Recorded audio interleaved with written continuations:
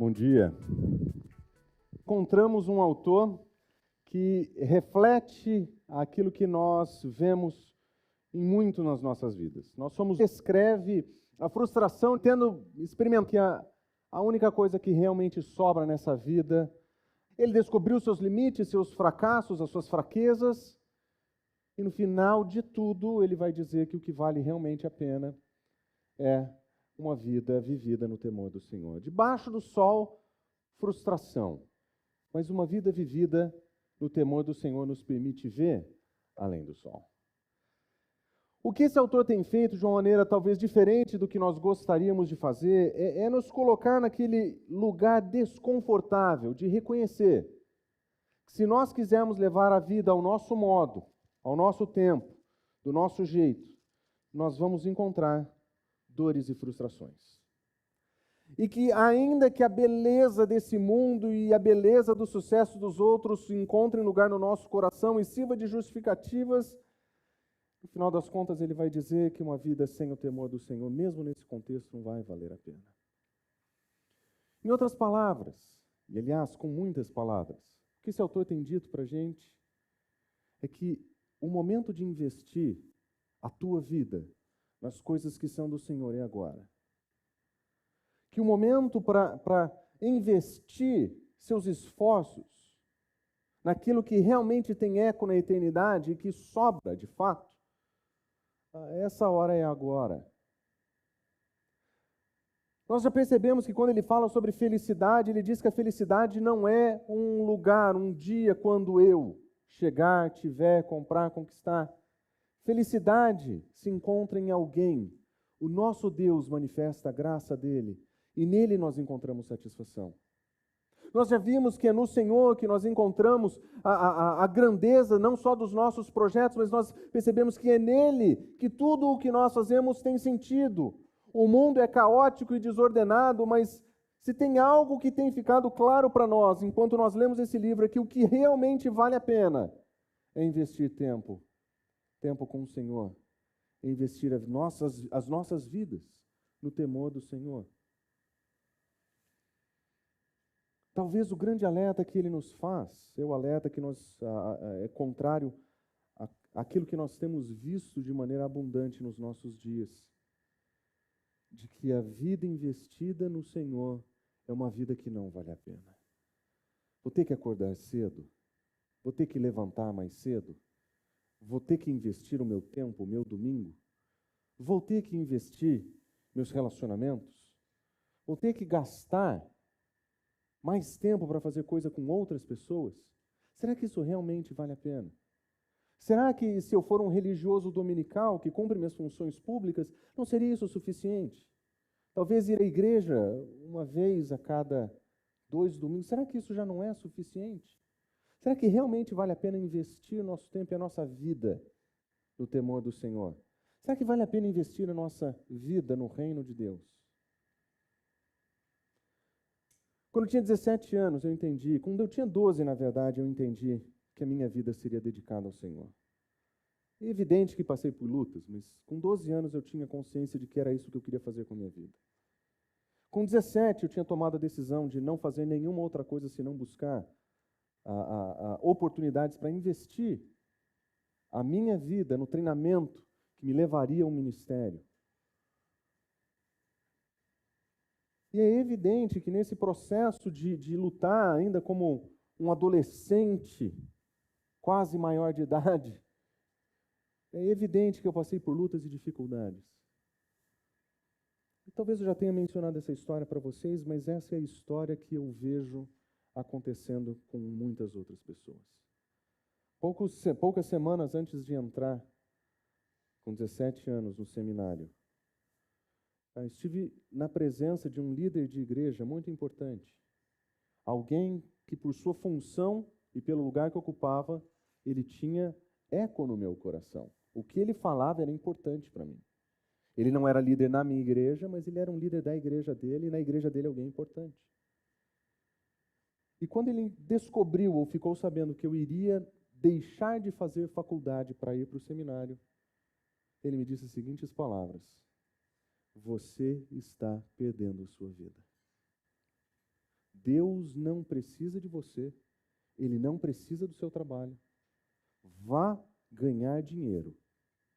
E quando você tiver dinheiro, você investe o seu tempo no Senhor. E aquelas foram palavras duras de ouvir. Duras por vários sentidos. Eu sou filho de missionário, eu não sei fazer dinheiro. Eu não ia chegar lá nunca, se eu fosse seguir a recomendação dele. Mas me doeu, porque para ele investir a vida em coisas que são orientadas para o reino era prejuízo, era perda de tempo. Essa mentalidade é uma mentalidade que tem se tornado muito comum nos nossos dias. Nós temos visto pessoas tomando esse mesmo tipo de decisão, oferecendo esse mesmo tipo de conselho, e eventualmente nós estamos acreditando nisso também. Que o tempo de investir no Senhor é amanhã. Quando eu tiver, quando a situação passar. Mas Kohelet, ele é real demais para nos permitir pensar assim. Ele vê a vida de uma maneira muito clara para brincar com a gente, para brincar de faz de conta que as coisas vão ficar boas. Na verdade, se você olhar para o texto que nós vamos estudar hoje, eu recomendo que você abra sua Bíblia em Eclesiastes capítulo 11, os 6 primeiros versículos tem algo que ele vai dizer que é completamente contrário à sabedoria que eu ouvi naquele dia. O que o autor vai dizer é o seguinte: tudo o que nós temos certeza a respeito dessa vida é que nós não sabemos o que vai acontecer amanhã. Isso é certo, o resto a gente vai descobrir. A vida é incerta, os caminhos da vida são incertos, o mundo é incerto. Quantas pessoas planejaram suas empresas para 5, 10, 15, 20 anos e nunca se prepararam para uma pandemia? Aliás, quem poderia prever algo como isso acontecendo? Nós não sabemos o que vai acontecer amanhã, nós não sabemos. E o autor ele vai deixar muito claro. A vida inclui elementos que estão completamente fora do nosso controle. E que se nós formos esperar a estabilidade da vida, se nós formos esperar o dia para fazer o investimento, talvez nós nunca cheguemos a esse lugar. No versículo 2, na segunda parte do versículo 2, ele diz o seguinte: você não sabe qual é o mal que vai sobrevir à terra. Nós não sabemos. Nós não sabemos quais são as coisas ruins que vão acontecer. O mal que vai sobrevir à terra, muito provavelmente nos dias do autor, era a fome. Esse era o grande mal daquele mundo. As doenças, com certeza, as guerras, com certeza, mas nesse contexto, ele está dizendo, nós não sabemos quando vem a fome. Nós não sabemos se aquilo que nós vamos plantar vai de fato florescer. O mundo está cheio de incertezas e coisas ruins acontecem. Ele vai dizer ainda que a vida é aleatória. Olha só, as nuvens estão cheias, no versículo 3, eles derramam sobre a terra, mas a árvore vai cair para que lado? Sei lá, e o lado que cair ela vai ficar. Profundamente aleatória a existência.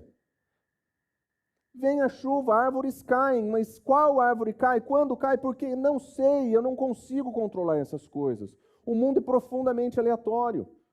Ele vai dizer ainda mais para frente no versículo 5, não sabe o caminho do vento, você não sabe como as coisas foram formadas. Não só existem eventos que acontecem na nossa história que nós não sabemos nem explicar. Nos dias do autor, essas eram informações que não tinham o menor controle. Talvez hoje nós tenhamos uma visão um pouco melhor disso daqui, mas permanece verdadeiro o princípio de que nós não sabemos todas as coisas. Existem mistérios além da nossa capacidade de compreensão. Mas existe algo ainda que faz com que esse autor pense profundamente sobre as incertezas da vida quando ele diz, nós não sabemos o que é que Deus vai fazer, no final do versículo 5. Nós não sabemos. Não somente existem eventos desastrosos, aleatórios, desconhecidos. A soberania de Deus acima de todas essas coisas nem sempre é tão clara como nós gostaríamos que fosse. É por isso que por todo o livro ele diz, a felicidade é agora. A vida deve ser investida no presente, é agora. A vida é agora, não é amanhã. E é por isso que ele vai nos convidar no final do livro, para investir as nossas vidas no reino de Deus. O tempo de investir no reino é agora, não é amanhã. Se você está esperando alguma coisa acontecer para investir no reino, eu sinto te dizer, você deu ouvidos para a falsa sabedoria desse mundo. E você tem vivido na expectativa de que Deus só aceitaria você se você tivesse feito algumas coisas, conquistado coisas, se você fosse uma pessoa boa. A beleza e a graça do Evangelho é exatamente o contrário, que é porque nós somos ruins e terríveis que nós somos aceitos diante dele, porque nós somos amados assim. O Evangelho nos ensina que é por causa disso que nós somos recebidos por Deus em Cristo Jesus.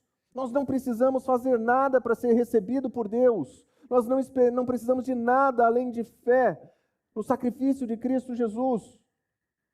E uma vez que nós somos recebidos como filhos de Deus, Deus não espera que você esteja perfeito. Deus não espera que você esteja pronto. Deus não espera que você tenha resolvido todas as coisas para finalmente investir sua vida no reino. Quando Ele abre as portas da salvação em Cristo Jesus, Ele convida a cada um de nós para viver uma vida fundamentada no reino dEle. O mundo vai ser caótico. Os eventos serão desastrosos. Nós encontraremos dificuldades, mas o momento de investir as nossas vidas é agora. Amanhã é tarde demais. Nós não sabemos o amanhã. O momento de investir é agora. E nesse texto, o nosso autor vai nos oferecer 3 princípios. 3 princípios que dizem, ou que nos ensinam, que o tempo e a oportunidade de servir no reino de Deus é agora, e nós não podemos perder tempo. O primeiro vai descrever o nosso coração generoso. O segundo vai descrever um coração que é prudente. E por fim, o nosso autor vai nos ensinar que nós precisamos pôr a mão na massa. Nós precisaremos ser generosos, prudentes e ativos.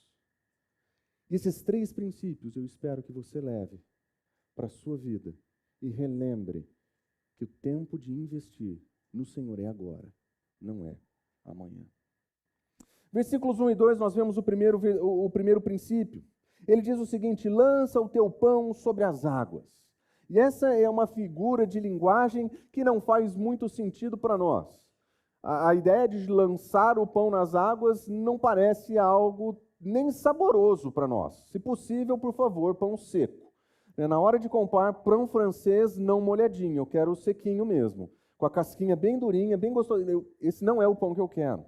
Lançar o pão sobre as águas, ele é uma figura de linguagem que descreve um ato de generosidade. No mundo do autor, essa é uma figura de generosidade. A ideia de fazer o bem sem se importar com quem, que seria o provérbio do nosso momento. Lançar o pão sobre as águas seria alguma coisa do tipo: generosidade leva a generosidade, porque ele diz, porque depois de muitos dias o acharás.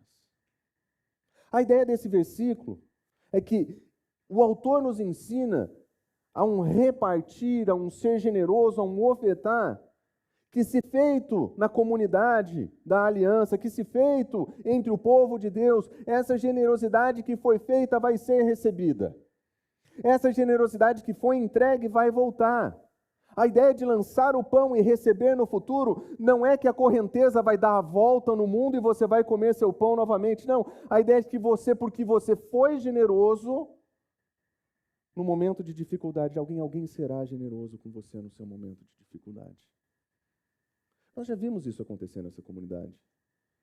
No nosso período de pandemia, várias pessoas passaram por restrições financeiras, perderam empregos, redução de salário. E nós precisamos aprender a como conviver e amar uns aos outros desse modo. Casais da igreja oferecendo ajuda para pessoas solteiras da comunidade, solteiros oferecendo ajudas para casais da igreja. Nós vimos isso acontecer aqui. Uma generosidade que nasce no corpo de Cristo, pelas necessidades que nós vemos no corpo de Cristo. E nós vimos generosidade indo e generosidade voltando. Os nossos grupos pequenos experimentam isso. Quando pessoas do nosso grupo mais próximo de pessoas da comunidade enfrentam dificuldades, quem tem que cuidar dessas pessoas? Somos nós, são os nossos irmãos. O tempo de investir nos nossos irmãos é agora. As necessidades, os sofrimentos, as dificuldades que estão sendo vividas agora precisam de corações que são generosos.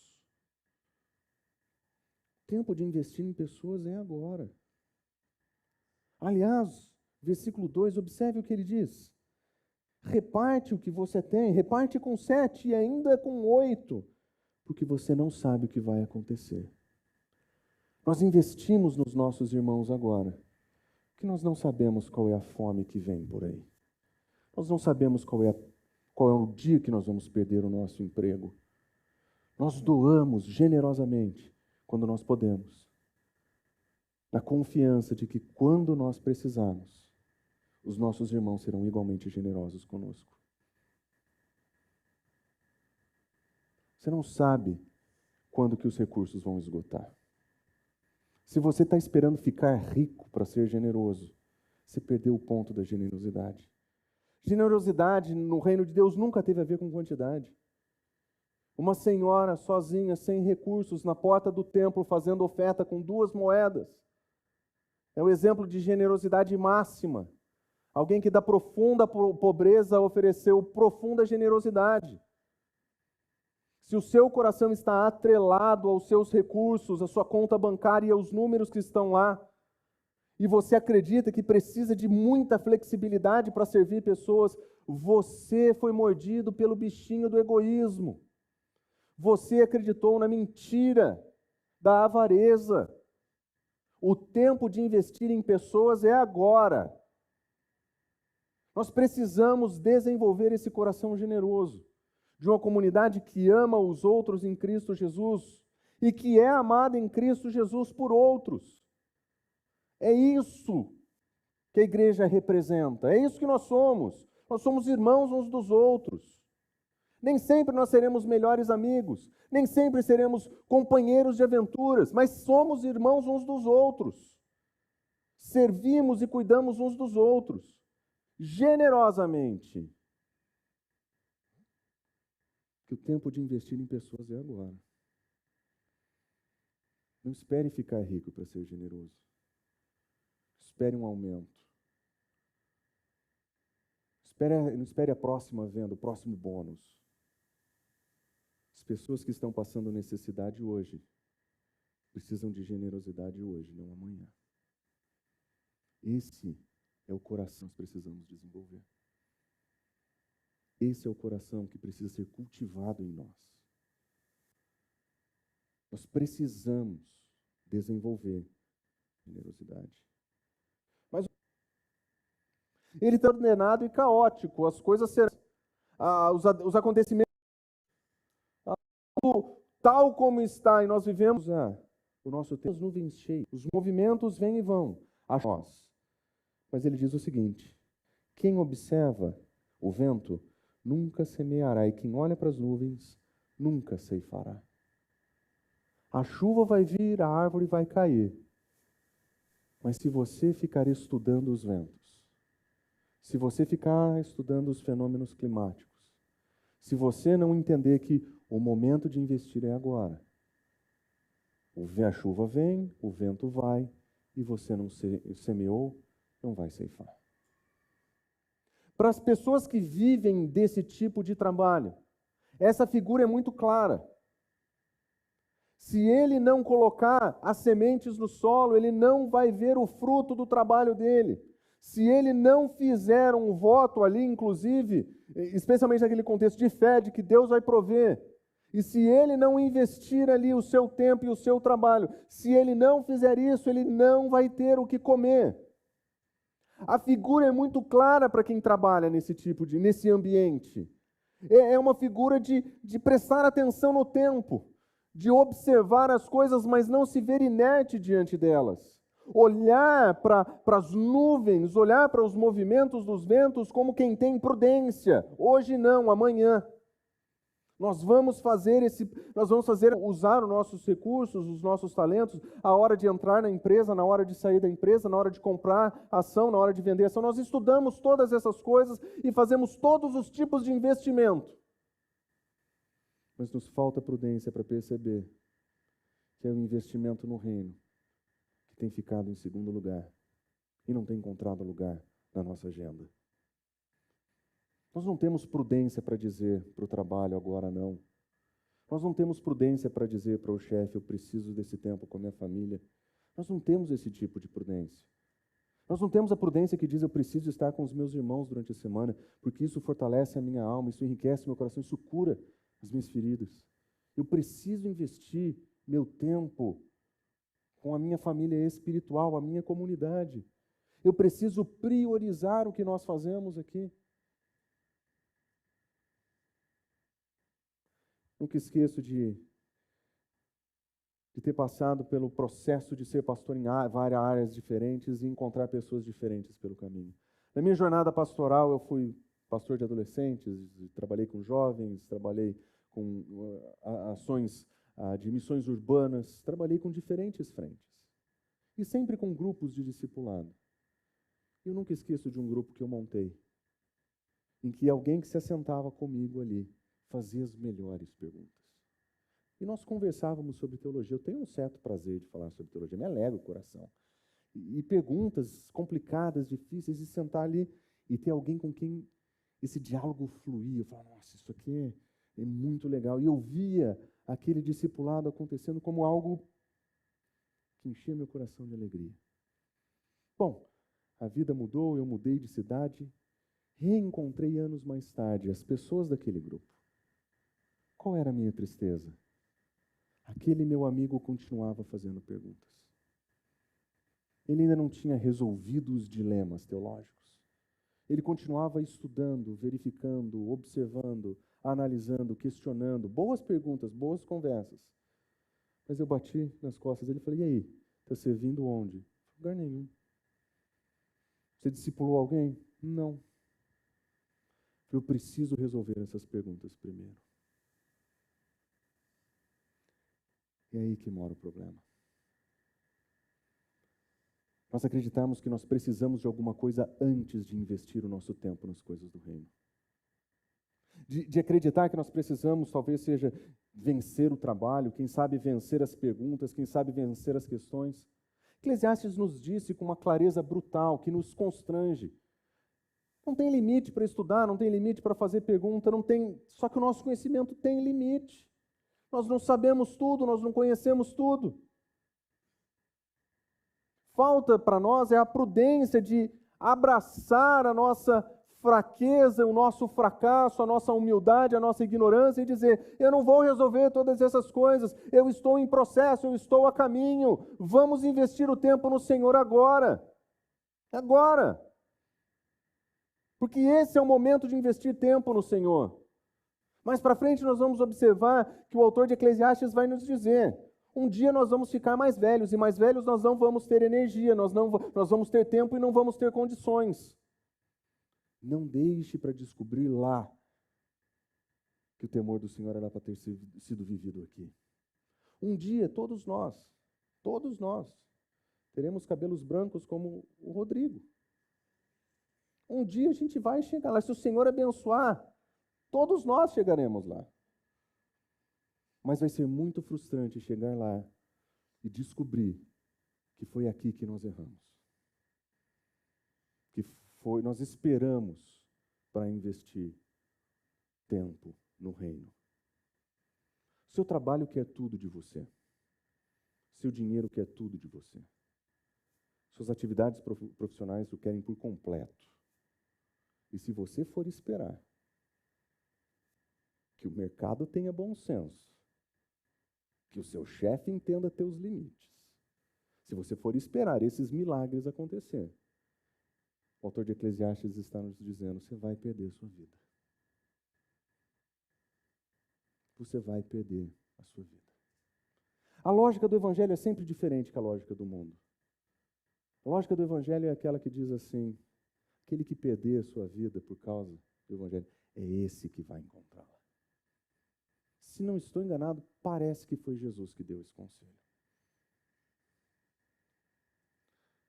Se as nossas vidas, na dedicação, no nosso investimento para as coisas do reino, se na nossa vida essas coisas que realmente importam sempre forem secundárias, nós vamos chegar no final da vida frustrados como o autor. Por isso que o alerta dele é importante. O momento de investir tempo no reino é agora. Não é amanhã, é agora. Não vai ficar mais fácil, não vai ficar menos corrido.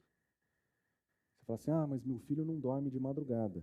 E daqui a uns dias você não vai dormir de madrugada porque ele também não dorme lá fora de casa. Não fica mais fácil. A vida só fica mais difícil. Não espere para investir sua vida no reino. O tempo de investir no reino é agora. Por isso que o último conselho dele é tão próprio.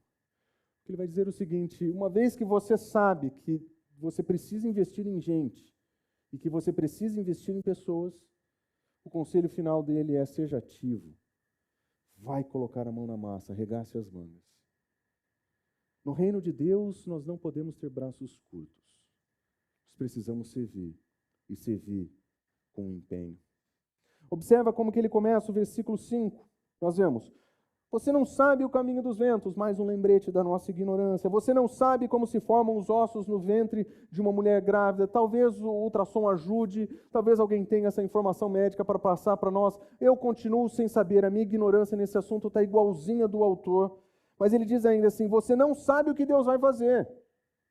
Você não sabe o que você vai fazer. Não sabe. O que é que Deus planeja para amanhã? Eu não sei. E essa incerteza, essa instabilidade coloca muitas pessoas em uma situação de apatia. Eu não sei o que vai acontecer. Eu não sei se eu vou estar melhor amanhã, não sei se eu vou estar pior amanhã, eu não sei se eu vou ter recuperado, se eu vou estar pronto. Eu não sei o que vai acontecer amanhã. E diante da incerteza ou da incapacidade de saber o futuro, muita gente se mantém inerte, imóvel, congela. Mas o conselho dele é bem diferente. Ele diz: semeia pela manhã, e a tua semente à tarde, não repouse a mão. Ele diz: não para de semear. Da mesma maneira que ele usa uma figura de linguagem para descrever aquele que planta, aquele que olha para os ventos como quem observa o que Deus vai fazer para que ele possa ter sustento. Ele diz o seguinte: nós não vamos saber o que vai acontecer. Nós não sabemos qual é o plano de Deus. Qual é a resposta dele? Então, ponha a mão na massa agora. Agora. E ele diz: não repouse a tua mão. Ele não está dizendo que o esforço tem que ser pequeno. Ele está falando que o investimento tem que ser feito. E tem que ser bem feito. Porque o tempo de investir o nosso esforço é agora. E agora que a gente tem energia. É agora que a gente está bem. Amanhã nós podemos estar piores. Nós não sabemos o amanhã. É hoje que nós devemos investir no reino de Deus. Os nossos esforços, o nosso trabalho. Até porque a gente não sabe se vai dar certo. Ele diz o seguinte: semeia pela manhã, semeia à tarde, não repouse as suas mãos. Observe, porque não sabe qual prosperará, se é essa, aquela ou ambas. Você não sabe onde Deus vai fazer alguma coisa acontecer. Você não sabe em que momento Deus vai fazer, vai tornar frutífera uma interação nossa. Nós não sabemos isso. Então, quando nós servimos o nosso Senhor o tempo todo, você nunca sabe se aquela conversa que você semeou com seus amigos no ambiente de trabalho, se aquela conversa vai florescer hoje ou daqui a 10 anos. Nós não sabemos. Por isso que nós continuamos semeando. Nós não sabemos se aquela conversa que parecia informal vai mostrar para as pessoas a verdade do Evangelho através do seu testemunho. Nós não sabemos. Nós não sabemos se aquela conversa de cafezinho com um cliente vai ser o lugar onde Deus vai agir no coração daquela pessoa para que ela entenda a verdade do Evangelho, para que ele encontre Deus. Nós não sabemos. E o que a gente faz? A gente semeia. A gente fala. A gente comunica. Porque se Deus quiser fazer, Ele vai fazer. Se Ele não quiser fazer, não foi uma conversa perdida. Foi um investimento de esforço no reino. Nós não sabemos quando essas coisas vão acontecer. Nós não sabemos o que é que Deus vai fazer. Por isso é que nós sempre buscamos fazer. Quando você anda de metrô, de ônibus pela cidade, sempre tem alguém perto de você. Às vezes é uma muvuca e você não tem oportunidade. Mas em momentos mais tranquilos, você olha para essas oportunidades como um momento de semear? De olhar para a pessoa que está perto de você como alguém que precisa do que você tem a dizer? Você já parou para pensar na possibilidade de que as pessoas com quem você convive de maneira mais imediata todos os dias são carentes da graça de Deus, como nós já fomos? E que talvez Deus tenha nos colocado ali exatamente por essa razão? Por que nós temos tanto temor dos homens? Por que nós tememos a opinião das pessoas de maneira tão profunda? Por que nós temos dificuldade de responder às perguntas que eles nos fazem sobre a nossa fé? Porque talvez o nosso temor não seja do Senhor. Nós não tememos chegar diante dele e dizer, olha, o Senhor me deu a oportunidade, eu não aproveitei. Esse temor nós não temos. O temor de um dia ter que estar diante dele, face a face, e dizer, o Senhor me deu recursos e eu não usei. O Senhor me deu tempo e eu não usei. O Senhor me deu energia e eu não usei. Eu não fui generoso, eu não fui prudente, eu não fui ativo. Me perdoa. Nós não temos esse temor. O que nós realmente tememos é, Marcelo é um fundamentalista, é um legalista, é um religioso, é um fanático. Esse medo a gente tem. Mas por que nós ficaríamos surpresos com a opinião negativa das pessoas a respeito de quem nós somos e da nossa fé? Nós não éramos exatamente assim? Vocês que se converteram mais tarde na vida, não era exatamente essa visão que você tinha de crente? Não era você que cantava aquela musiquinha que era o crente, que tinha alguma coisa muito quente? Nós pensávamos assim das pessoas. Não é surpresa que eles pensem. Eles pensaram assim do nosso Senhor. Eles pensaram assim dos discípulos do nosso Senhor. Eles perseguiram e mataram todos eles. Por que você espera que de repente eles serão simpáticos às suas convicções? Eles não vão ser. É por isso que nós semeamos. Porque eles estão em oposição não a nós, não à nossa mensagem, eles estão em oposição ao nosso Senhor. Eles estão em oposição à graça divina. E eles carecem dessa graça profundamente. Quem é que vai semear entre eles? Somos nós. Somos nós. Nosso coração precisava desenvolver esse temor do Senhor. Precisa ter menos medo das pessoas, porque reação negativa é o esperado. Você vai perder seu emprego se você abrir a boca? Junte seu clube.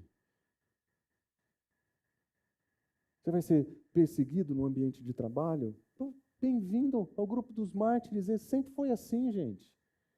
Sempre foi assim. Está crescendo a oposição contra o Evangelho. Tá, mas ainda é muito menor do que já foi. Está ficando mais difícil. Tá. O que nós vamos fazer então? Nós vamos guardar as mãos? Nós vamos ficar quietos dentro de casa? Não. Precisamos ter a coragem e o temor do Senhor para fazer quando as condições são desfavoráveis. Que é o que nós vemos hoje. As condições não são favoráveis. E quem espera condições favoráveis para servir o Senhor nunca serve. Porque o mundo sempre estará em oposição. A vida sempre estará na contramão. O trabalho sempre vai estar atrapalhando. Por isso que os conselhos de Cohellet são tão importantes. Generosidade, prudência e ação. Nós precisamos disso. Nós precisamos disso. Por isso que eu digo, tempo de investir é agora. Invista os seus recursos nos seus irmãos. Invista o seu tempo no reino. Invista os teus esforços no reino. Porque o tempo é agora, não é amanhã. Não é depois de amanhã. O tempo é agora. Se pudesse deixar conselhos para vocês, eu deixaria 3 conselhos. Não idolatre os seus recursos, número 1. Os teus recursos não são teus. E muito menos o teu Deus. Os teus recursos são dádivas que Deus dá para que você aprenda a ser generoso. Os teus recursos são dele. Ele te deu e ele tira, se ele tiver afim. Administre bem os recursos dele que estão com você. E invista em pessoas. Invistam em pessoas. Segundo conselho que eu deixaria para vocês seria: não idolatre o seu tempo. O seu tempo não é seu. O seu tempo é uma dádiva divina para você viver de acordo com a vontade de Deus. O tempo que nós temos é limitado, nós não sabemos quanto e nós não sabemos quando ele acaba. Por isso, não idolatre o seu tempo. Que agora é o momento de investir o teu tempo nas coisas que são do Senhor. E por fim, eu diria: não idolatre o seu descanso. Nós somos a sociedade do cansaço. E nós vivemos cansados. Você já me viu cansado muitas vezes. Nós vivemos exaustos. Somos muitas telas, ou muito falar, ou muito fazer, nos cansam. E o Senhor ordena o descanso para o seu povo. É uma ordem para nós.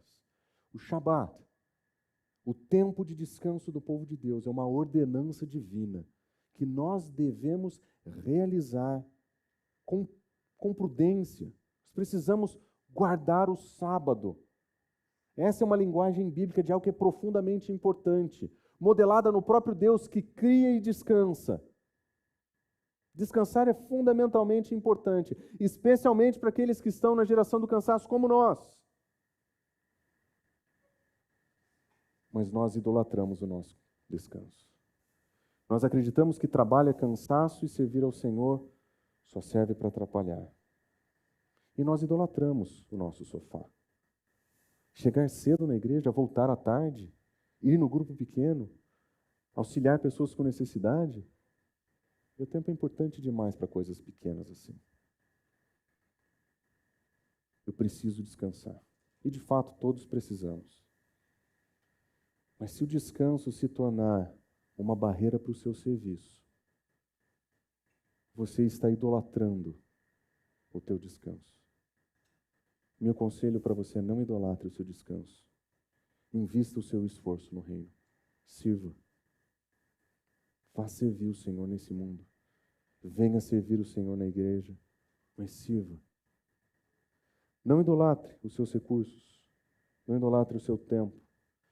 Não idolatre o seu descanso. O tempo de investir é agora. Vamos orar? Fonte São Paulo, inspirando transformação pelo Evangelho.